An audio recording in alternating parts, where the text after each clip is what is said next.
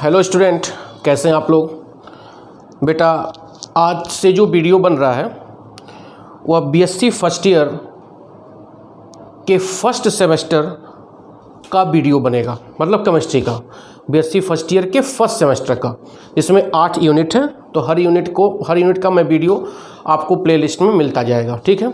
यह video class 11th के लिए भी इम्पॉर्टेंट है क्योंकि यह चैप्टर उसमें पढ़ा जाता है और पढ़ना भी है, और जेई एडवांस और नीट के लिए भी है। BSc first year first semester, NEET, JEE advance और 11th क्लास, काफ़ी डिटेल हम लोग चलेंगे। तो बेटा जो चैप्टर का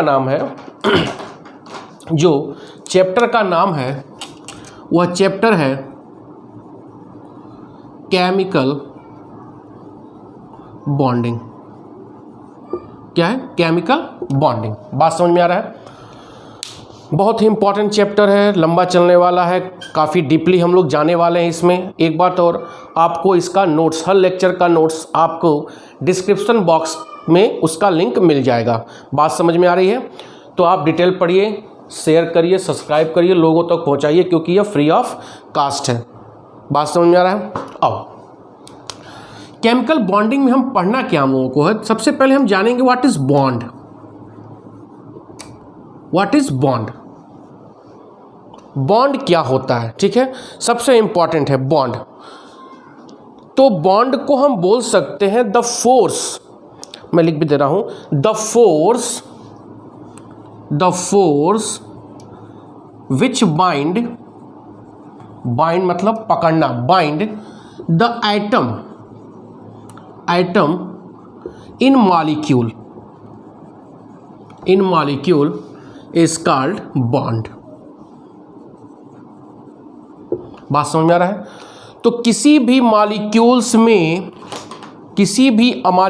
में जो एटम्स होते हैं, जिस फोर्स के द्वारा बाइंड होते हैं या अट्रैक्ट होते हैं, उसी को भैया हम क्या बोलते हैं? बॉन्ड बोलते हैं। मेरी बात समझ में आ रहा है?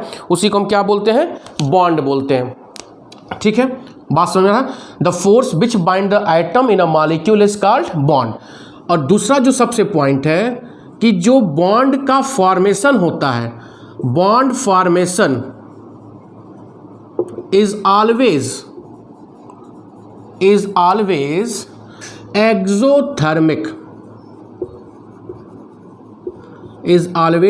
एक्सोथर्मिक। मतलब जब एटम नज़दीक आएंगे बॉन्ड बनाने के लिए, या जब एटम नज़दीक आएंगे कि उनके बीच में अट्रैक्शन फोर्स लगे, तो उनके अट्रैक्शन से कुछ ऊर्जा क्या होगी? बाहर निकलेगी। Means bond formation is always exothermic, that is energy is released during bond formation. Energy is released during bond formation. Clear हो रहा है? तो बॉन्ड फॉर्मेशन हमेशा बेटा क्या होता है? एक्सोथर्मिक होता है। इसको हम थोड़ा ग्राफ के माध्यम से समझेंगे कि बॉन्ड बनने में ऊर्जा निकलती है, ठीक है। यह मान लो एनर्जी का कर्व है, यहाँ पॉजिटिव पार्ट होगा, पॉजिटिव होगा, इधर क्या होगा? नेगेटिव। बात समझ में आ रहा है? अब यह मान लो ए और बी है, यह आपस में जुड़ के क्या बनाएंगे? ए बी बनाएंगे। तो ए और बी क्या है? इस समय आइसोलेटेड है, अकेले हैं, आइसोलेटेड एटम, और यह दोनों कंबाइन होंगे तो क्या बन गया? मॉलिक्यूल्स। मेरी बात समझ में आ रहा है? तो इसी मॉलिक्यूल्स में जो दो यह एटम थे ए और बी, इनके बीच में क्या फोर्स ऑफ अट्रैक्शन है, कैसे बाइंड हुए हैं, उसी को हम क्या बोल रहे हैं? बॉन्ड बोल रहे हैं, ठीक है। तो जैसे मान लो A प्लस बी है, ठीक है। यह जब कंबाइन होंगे तो इनके बीच डिस्टेंस क्या होगा? कम होगा। तो डिस्टेंस कम होगा और एनर्जी भी क्या होगी? कम होगी। यह बात समझ में आ रहा है? मतलब एनर्जी यहाँ पर क्या हो रही है? कम हो रही है। यह हो गया E। यहाँ पर A और B आपस में क्या होंगे? कंबाइन हो गए, और यह R0 हो गया, डिस्टेंस हो गया। मेरी बात समझ में आ रही है? जैसे जैसे A और B नज़दीक होते जा रहे हैं, एनर्जी क्या हो रहा है? कम होता जा रहा है। कम होता जा रहा है, मतलब एनर्जी क्या हो रही है, निगेटिव होती जा रही है। एनर्जी का जो मैग्नीट्यूड है वह निगेटिव होते जा रहा है। तो एनर्जी कम होने का तात्पर्य क्या है कि ए और बी नज़दीक आ रहे हैं, और नज़दीक आने का मतलब क्या है, इनके बीच अट्रैक्शन हो रहा है और ऊर्जा बाहर निकल रही है। तो इनकी एनर्जी क्या होती है, कम होती जा रही है, और यहाँ पर क्या बन जा रहा है, मॉलिक्यूल का फॉर्मेशन हो रहा है। समझ में आ रहा है। तो bond formation is always exothermic process. Bond formation is always exothermic process. ठीक है, अब ध्यान दो, ए और बी क्या है, A is equal to isolated atom, अकेले है, B is equal to isolated atom, A B क्या है, A B is a molecules. ठीक है, ई क्या है, एनर्जी जो रिलीज हो रही है उसी को हम क्या बोलेंगे, बॉन्ड एनर्जी, और आर या आर नॉट क्या है, bond length between A and B. समझ में आ रहा है। तो किसी भी मॉलिक्यूल्स में बॉन्ड का जो अट्रैक्शन है उसी को हम क्या बोलते हैं भैया, बॉन्ड बोलते हैं। बॉन्ड फॉर्मेशन हमेशा क्या होता है, एक्सोथर्मिक होता है। मीन्स एटम जब पास में आएंगे तो उनके आने की वजह से ऊर्जा बाहर निकलेगी, मतलब एनर्जी कम होगी। तो इज द एक्सोथर्मिक प्रोसेस। ठीक है, नोट्स आपको मिल जाएगा, पॉज करके लिखते भी रहना, इससे याद होगा सब पूरा। बेटा JEE advance, BSc first year, हम डिटेल हम लोग चलने वाले हैं इस चैप्टर में। ठीक है,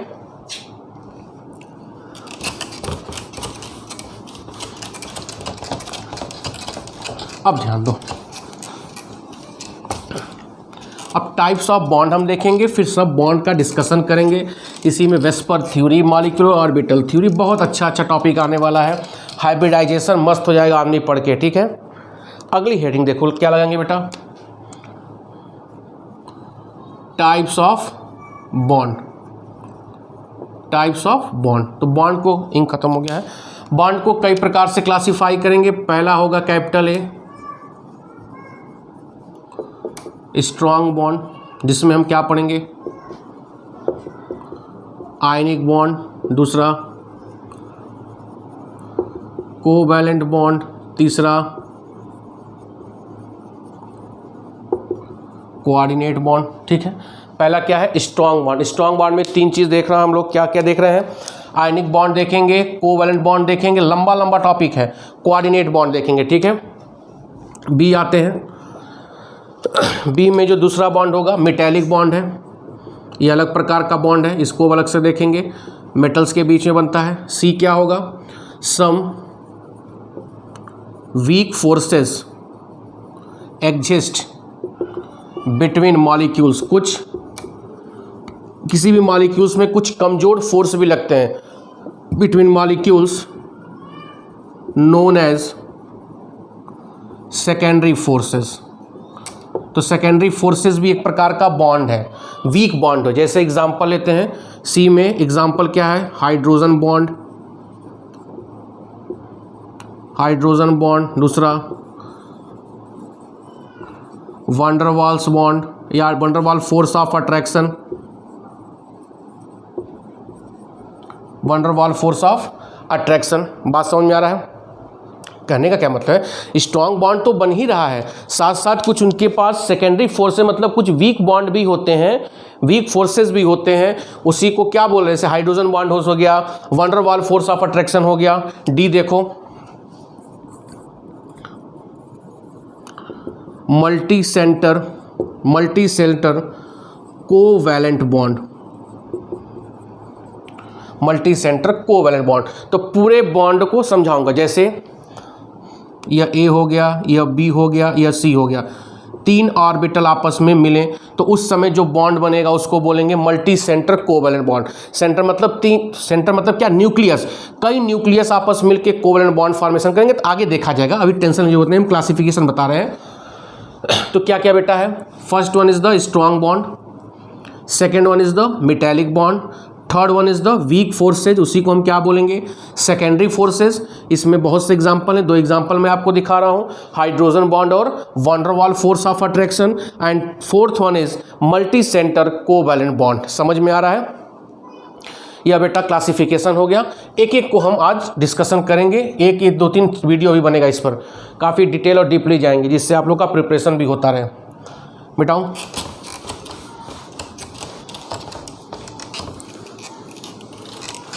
अब हम बात करेंगे आयनिक बॉन्ड के बारे में।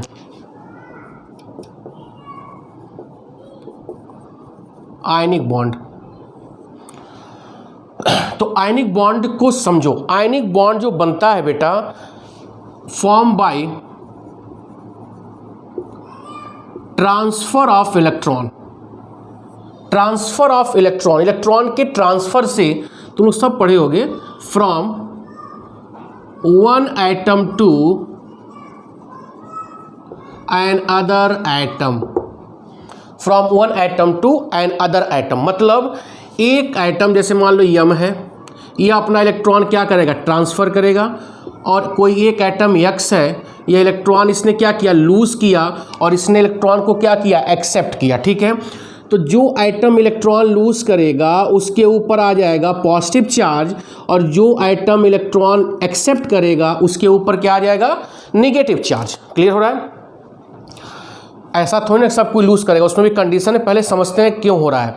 तो ट्रांसफर ऑफ इलेक्ट्रॉन हो रहा है एक एटम से दूसरी एटम की तरफ, और वह एटम जो इलेक्ट्रॉन को लूज या निकाल रहा है उसके ऊपर पॉजिटिव चार्ज आएगा, और जो इलेक्ट्रॉन एक्सेप्ट कर रहा है उसके ऊपर निगेटिव चार्ज। ठीक है, जब इनको नज़दीक लाएंगे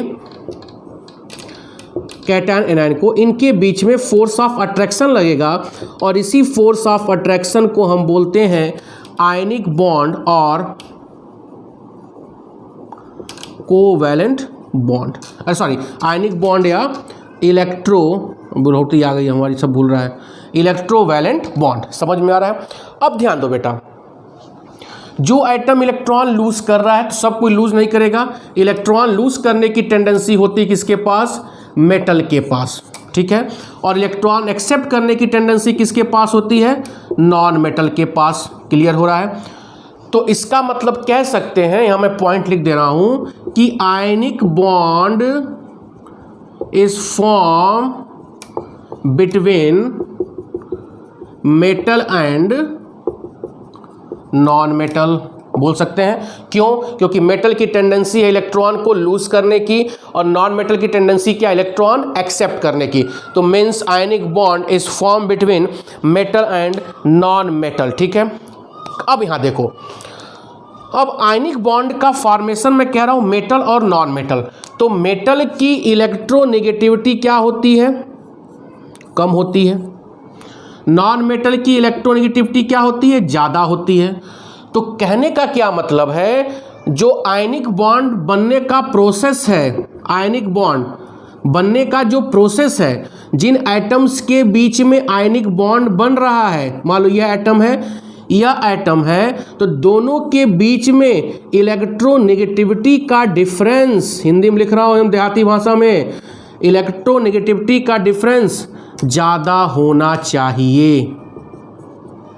मतलब इसके और इसके बीच में इलेक्ट्रोनेगेटिविटी का जब डिफरेंस ज़्यादा होगा तभी इलेक्ट्रॉन लूज होगा और इलेक्ट्रॉन एक्सेप्ट किया जाएगा।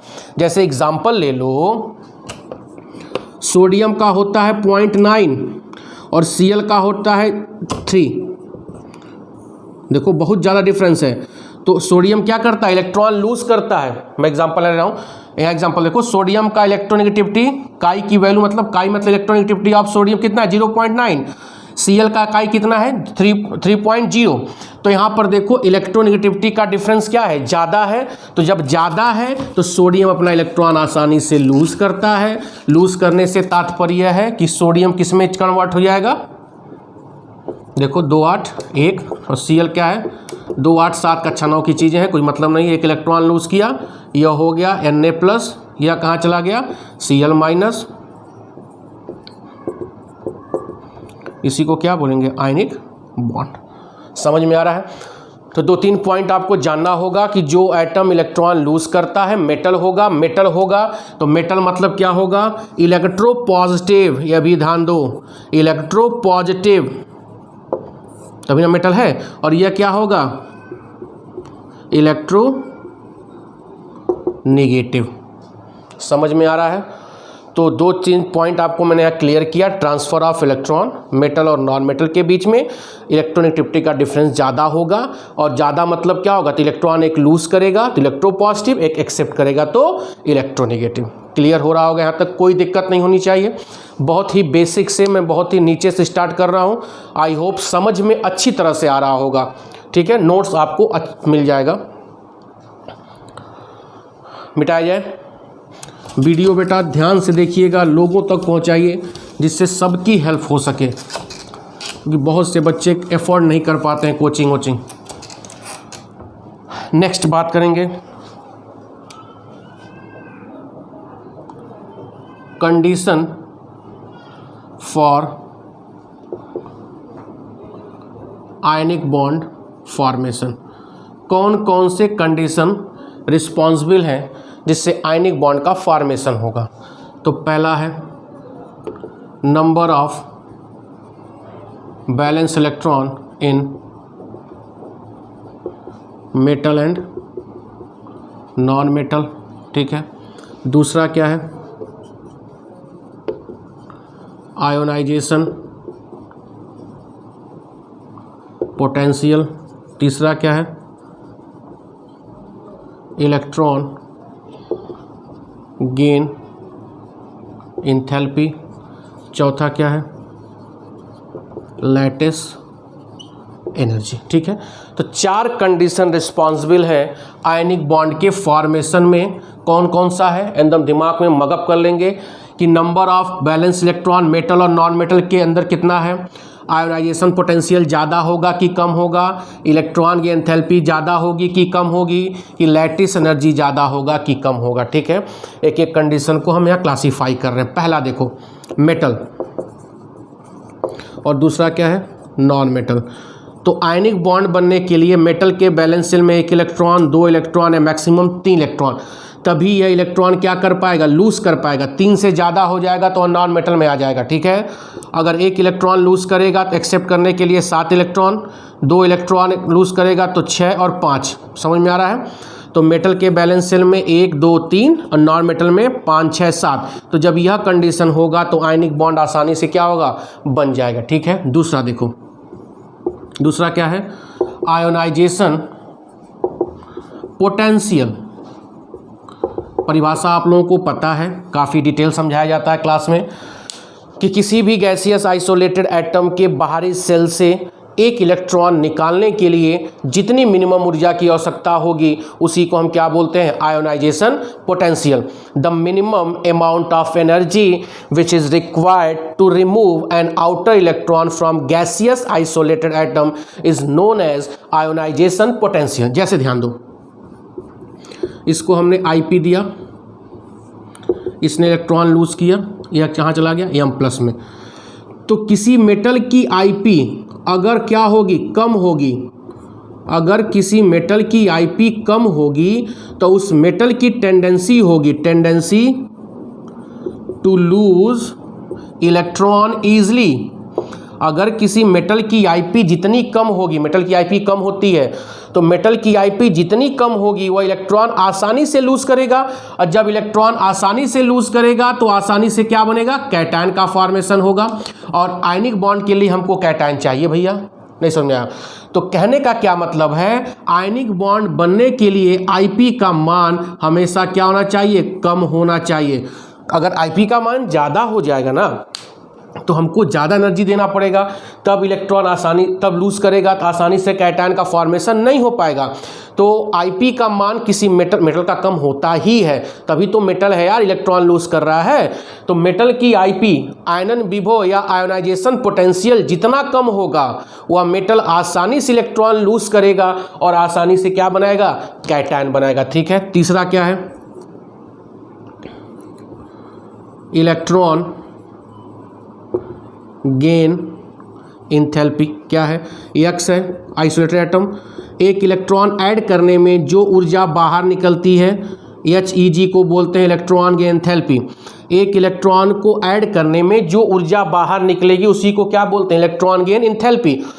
तो अगर किसी नॉन मेटल का इलेक्ट्रॉन गेन एंथैल्पी का मान ज़्यादा होगा, क्या होगा? ज़्यादा होगा, तो ज़्यादा वैल्यू यह बताएगा कि यह नॉन मेटल इलेक्ट्रॉन आसानी से एक्सेप्ट करेगा, और जब आसानी से एक्सेप्ट करेगा तो आसानी से क्या बनाएगा, एनायन का फॉर्मेशन करेगा।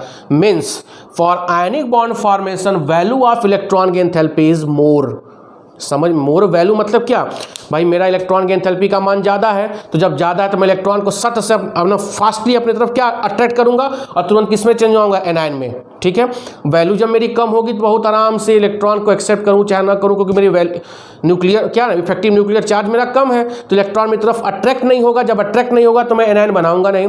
तो जब न्यूक्लियर चार्ज ज़्यादा होगा, इलेक्ट्रॉन में देरी से एक्सेप्ट करूँगा तो उतनी ज़्यादा ऊर्जा निकलेगी। ठीक है, चौथा है लैटिस एनर्जी। इस पे मैं अगला वीडियो लैटिस एनर्जी पे ही बनेगा डिटेल, लेकिन यहाँ हम देखते हैं कम ज़्यादा क्या है। जब एक कैटायन, गैसियस कैटायन और एक गैसियस एनायन आपस में कंबाइन होते हैं तो 1 मोल आयनिक क्रिस्टल बनता है, 1 मोल आयनिक क्रिस्टल इज फॉर्म। और इसके बनने से भी क्या होती है, एनर्जी रिलीज होती है। क्या होती है, एनर्जी रिलीज होती है, और इसी एनर्जी को हम बोलते हैं लैटिस एनर्जी।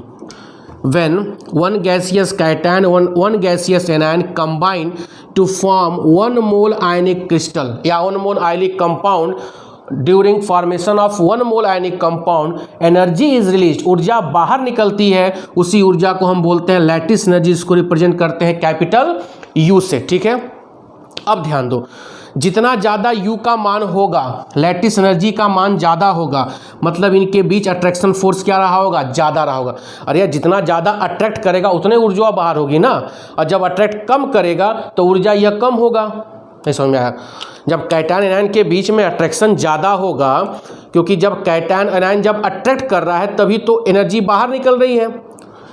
देखो, जब कैटायन अट्रैक्ट कर रहा है, 1 मोल आयनिक कंपाउंड बना तो ऊर्जा बाहर निकली, तो जब इनके बीच में अट्रैक्शन ज़्यादा होगा तब भी ना ऊर्जा ज़्यादा होगा। बोलो, तो जब यह ऊर्जा देखेंगे वैल्यू, अगर वैल्यू ज़्यादा है तो इनके बीच का अट्रैक्शन फोर्स क्या है, ज़्यादा है। अगर यह वैल्यू कम है तो इनके बीच का अट्रैक्शन फोर्स कम है। तो लैटिस एनर्जी का मान जब ज़्यादा होगा तो आयनिक बॉन्ड बहुत ज़्यादा मजबूत बनेगा। समझ में आ गया? तो बैलेंस इलेक्ट्रॉन हो गया, IP का मान हमेशा कम, इलेक्ट्रॉन की एंथैल्पी का मान हमेशा ज़्यादा, और लैटिस एनर्जी का मान भी हमेशा क्या, ज़्यादा। तो ये बेटा आज का लेक्चर था, आयनिक बॉन्ड हमने देखा, सारे नोट्स आपको मिल जाएंगे, लेकिन प्लीज़ लोगों तक पहुंचाइए, तभी व्यू बढ़ेगा, तभी हमको एनर्जी लगेगी। बच्चे देख रहे हैं, अदरवाइज़ फिर मज़ा नहीं आएगा। बात समझ में आ रहा है? सभी लोगों तक पहुंचाइए, जितने भी बच्चे आए फर्स्ट ईयर में, 11th में, नीट वाले हैं, JEE एडवांस वाले हैं। ठीक है, अगला वीडियो लैटिस एनर्जी पे रहेगा, पूरा डिटेल कंपटीशन लेवल का। ठीक है, बहुत बहुत थैंक यू और धन्यवाद।